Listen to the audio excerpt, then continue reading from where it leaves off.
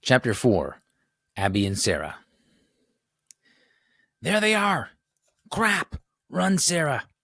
Abbie grabbed her younger sister again by the back of her t-shirt and catapulted her towards the narrow path that led down into the park across the street. It was their only chance. Go, Sarah, go! Abbie was almost dragging her now.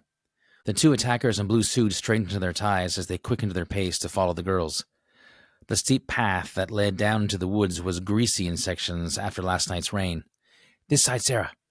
Abbie knew her way around the slippery sections. Still clutching Sarah's shirt, she dragged Sarah this way and that, avoiding the mud, but unfortunately not the thick, prickly branches that jabbed into the path. At the bottom, Abbie yanked Sarah backwards. Ducking low, they ran along the creek bed towards the open drainage pipe that stuck out of the embankment.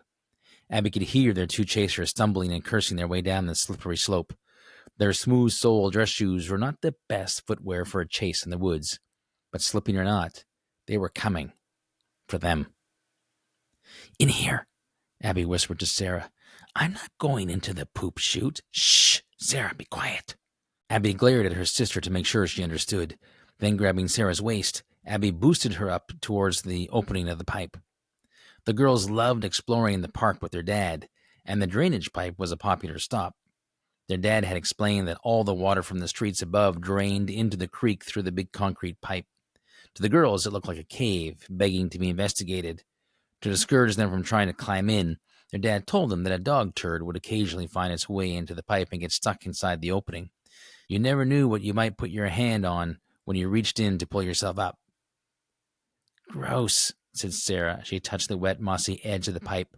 Moisture seeped through her t-shirt as she gingerly crawled in, fearful of what she might touch. Come on, Sarah, move! Abbie hoisted herself in after Sarah and reached out to pull some of the surrounding branches around the opening. Do you think there are any turds in here? Sarah whispered. No, of course not. Dad was just saying that. No, said Sarah. What's that smell? Sarah, did you just fart? I had to, she whimpered.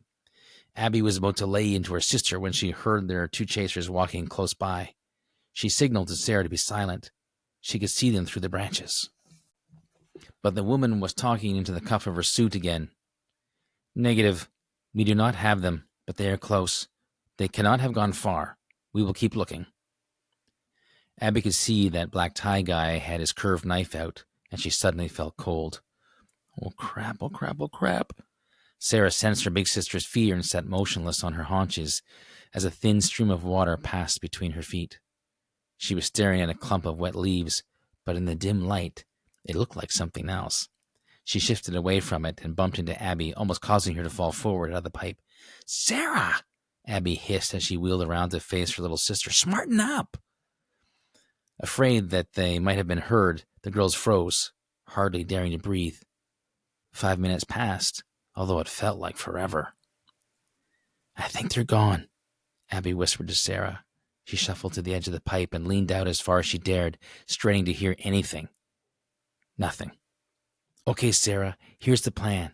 We've got to get back to the house to see if Mom and Dad are somewhere, but we can't go the way we came because those people might be there watching. We'll go back up the street a little further down, just like we do when we play hide-and-go-seek. Sarah stared blankly at Abbie. Abbie knew this was not a good sign. That meant Sarah was tired and was soon going to have one of her infamous meltdowns. We don't have time for that, not now, Abbie thought. Come on, Sarah, don't give me that look. We need to get home. With that, Abbie turned onto her stomach and slid out of the pipe, dropping to the ground as softly as possible. The cold water trickling out of the pipe seeped through her t-shirt, making her shiver. Abbie stretched out her arms, and Sarah inched forward on her bum until her little legs dangled over the edge. As usual, she was wearing 2 different socks. With a hesitant push, she fell awkwardly into Abbie, and the 2 of them spilled onto the ground. Glancing around to make sure nobody had heard them, they crouched low, hand in hand, and began creeping along the bank of the creek that ran along the edge of their neighborhood. Just a little farther ahead was another path, back up to the street. It came out in the backyard of Mrs. Constance's house, just a few houses away from theirs. Abbie had discovered it while looking for frogs last spring. It was quite overgrown, which would help them keep hidden. Sarah's hand suddenly slipped out of Abbie's. When Abbie turned, she saw that her little sister was almost at her limit. She decided to sit in the tall grass beside the stream, arms crossed and chin down. The classic first position of meltdown. Oh boy, thought Abbie. Come on, Sarah. I just want to go home, Abbie. I know. That's what we're doing, dummy. Sarah's face showed that she didn't appreciate being called a dummy. Trying to hide her exasperation, Abbie crouched down beside Sarah and gave her a little squeeze. Come on. Like we're almost there. Look. The bottom of the path is just over there. She pointed to an opening in the bushes ahead of them. Once we get to the top, we just have to cross Mrs. Constance's lawn in the back. And then we can crawl along the bottom of the hedge to the sidewalk and see if those turds are still around. If not, we're home free. Turds. Sarah allowed herself a little smile. That was enough to break the spell. She reluctantly got up with the help of her sister, and the two of them soon disappeared into the hole in the bushes, making their way up the secret path to their neighbor's backyard.